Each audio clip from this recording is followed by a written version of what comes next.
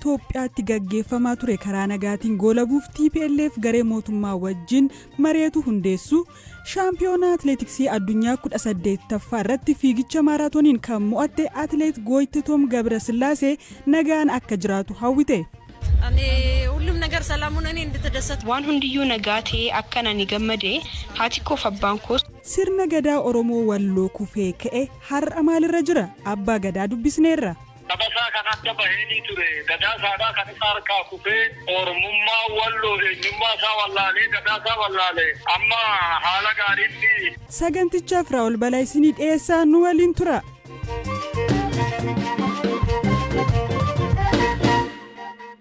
Lola kaaba Itoophiyaa ji'oota 20f gaggeeffamaa ture karaa nagaatiin goolabuuf TPLF garee mootummaa wajjin mari'atu hundeessuusaa dubbii himaan TPLF Geetaachoo Raddaa AFP'tti himan. Mootummaan Itoophiyaa gama isaatiin naannoo Tigraay wajjin mari'achuuf koree hundeessee ifa gochuun hojii eegaluusaa beeksisee ture. Humnoonni naannoo Tigraay koree aangawoota sadarkaa olaanaarra jiran hundeessuun gara Naayiroobiitti erguuf qophiidha jechuun obbo Geetaachoo AFP'tti himaniiru.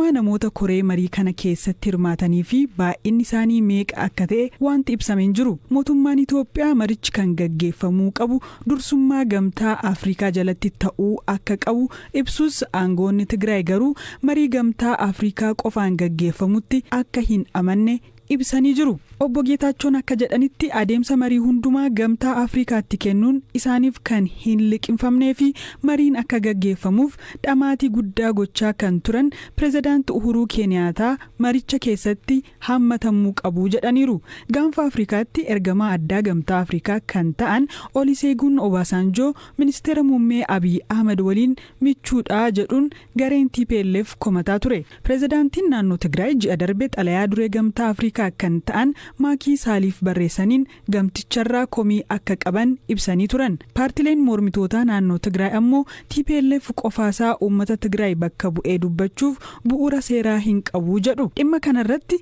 ejjennoo paartilee siyaasaa mormitootaa fi waan qondaalli TPLF jedhan Hamza Hussein akkanaan qindeesseera.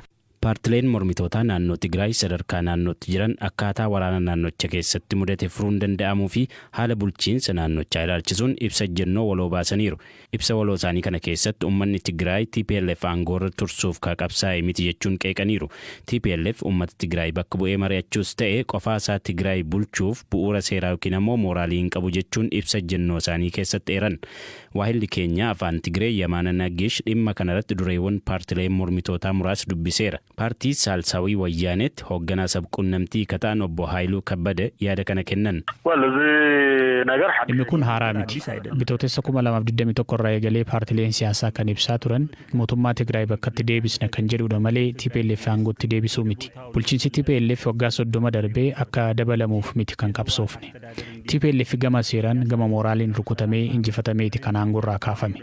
Bulchiinsi biraas bakka buufamee ture. Nuti akka mootummaan Tigraay hundaa'ee ture bakkatti deebi'uuf qabsoofna. Mootummaa Tigraay deebisna jechuun jaarmiyaalee fi aangoon hunduu kan uummataa akka ta'an aangoo wabii birmadummaa uummataa akka ta'u mirkaneessudha. Qabsoo uummataatti amanna. Bu'aan qabsoo uummataa ammoo bulchiinsa uummataan argamuu qaba. Dubbi himaan paartii Baayitoonaa obbo Kibroom Barhee gama isaaniin TPLF qophii waraanaa tokko malee hololaan uummata kakaasee waraanaaf waan saaxileef carraan filannoon argate diigameera jedhu. Bulchiinsa TPLF jalatti birmadummaa kabajii uummataa fi Tigraay deebitee biyya ta'uun ni milkaa'a jenneen eegnu. TPLF Tigraay biyya of dandeesse taatee ejjennoo jedhus hin qaban. Birmadummaa guutuu Tigraay irratti amantii fi ejjennoo dhugaan qaban. Duguuggaan sanyii raawwatameera jettee amantee erga qabsooftee booda kan dhufu walabummaa ta'uu qaba. Walabummaan hin argamu taanaan garuu dararama caalutu eegama. Nuti kan gaafachaa jirru akka isaan jedhan dantaa siyaasaa fi faayidaa biraa miti. Aangoo siyaasaaf yoo gaafannes waan nu qaanfachiisu hin qabu. Kan qaanfachuu qabu isaan gareedhaan wal gurmeessanii faayidaa isaanii oofan malee nuti wal taanee biyya keenya bulchinaa jennee waan gaafanneef qaanfachuu hin qabnu. Kaaba Ameerikaatti bakka bu'aa mootummaa Tigraay kataan obbo Yohaannis Abrahaa yaada dureewwan mormitootaa akkaan qeequ.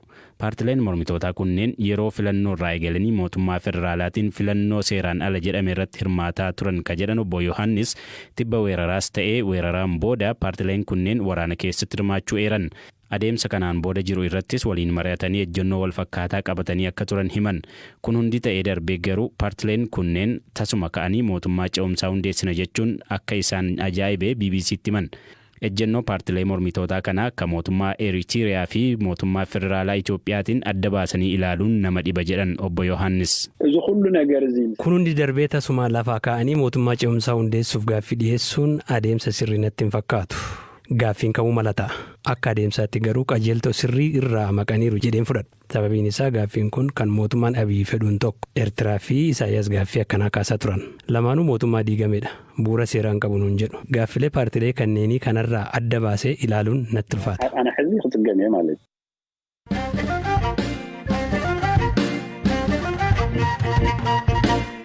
Dorgommii shaampiyoonaa atileetiksii addunyaa 18ffaa Ameerikaa Oreegaanitti adeemsifamaa jiru irratti fiigicha maaraatooniin shaampiyoonaa addunyaa kan taate atileet Gootitoom Gabrasillaasee biyyatti nagaan akka jiraatu hawwii qabdu ibsatte. Atileet Gootitoom maaraatoonii kana sa'aatii 2 daqiiqaa 18 sekondii 11 xumuruun riikardii dorgommichaa kan fooyyessite yoo ta'u Itoophiyaaf warqee sadaffaa argamsiisteetti. Atileetiin Keeniyaa Judith Koririi lammaffaa, atileetiin Israa'el dhalattuu Keeniyaa taate Loonaa Silpeter ammoo sadaffaa bahuun xumuraniiru. Atileet Gootitoom injifannoo ishee booda yaada BBC'f kenniteen hedduu gammaduu himte.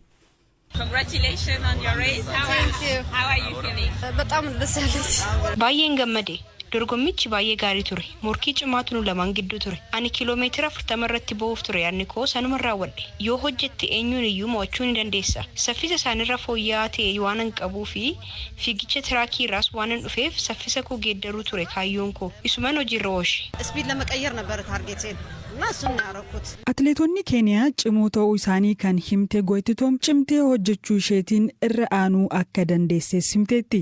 Shaampiyoonshiippii addunyaa irratti hirmaachuun ishiif waan guddaa ta'uu kan himte atileetiin kun biyyatti waan hundi nagaa akka ta'uuf hawwii qabdus ibsiteetti. Dhalattuu naannoo Itoophiyaa baatilee 20f waraanaan hunkuramaa turte Tigraay kan taate Gootitoom wayita waa'ee haadhaa fi abbaa ishii kaaftu miira ishii to'achuu dadhabuun boosseetti. እኔ ሁሉም ነገር ሰላም ሆነ እኔ እንድትደሰት Waan hundiyyuu nagaa ta'ee akkan ani gammade haati koof abbaan koos gammadu jedhee namana. ይደሰታል ብዬ አምናለሁ። Dorgommiiwwan biroo wiixata obboroo deemsifamanii turaniin Lammeechaa Girmaa fi Gudaaf Tsaggaa'ee meedaaliyaa meetii 2 gonfataniiru. Lammeechaa Girmaa fiigicha gufachiisaa meetira 3,000 lammaffaa yoo ba'u, Gudaaf Tsaggaa'ees fiigicha meetira 1,500 lammaffaa baateetti. Lammeechaa Girmaan immoo meetira 3,000 gufachiisa dhiiraan lammaffaa ba'uun meedaaliyaa shaampiyoonaa Doohaatti argate lammeeffateera.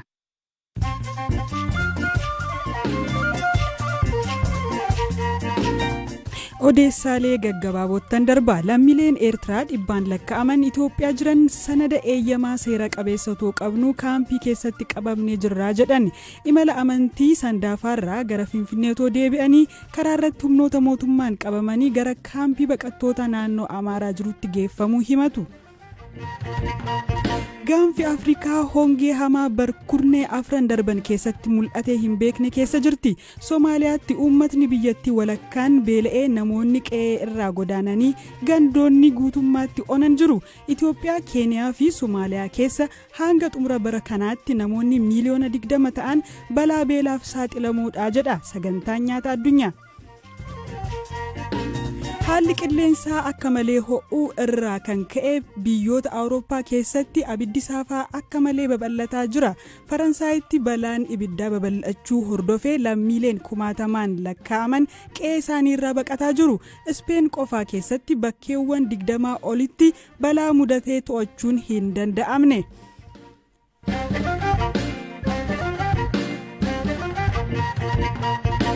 Odeessa dhumaan saba isaatiin adda bahee kan ture gadaansaa kan harkaa kufee ture Oromoon Walloo amma haala gaariitti jiraachuun abbaan gadaa Oromoo Walloo Ahmad Muhammad Umar waggaa 2 dura baallii fudhatan himu. Uummatni Oromoo Walloo akkuma uummata Oromoo kaanii aadaa fi duudhaa sirna gadaatiin bulaa akka ture ogeeyyiin aadaa godinichaa fi abbootiin gadaa himu. Haa ta'u malee dhiibbaa kallattii garaagaraan irratti taasifameen sirnichi akka adda cituu fi baduuf sababa sababa ta'eera. Sirnichi yoom adda akka cite garuu ragaan ifatti agarsiisu hin jiru.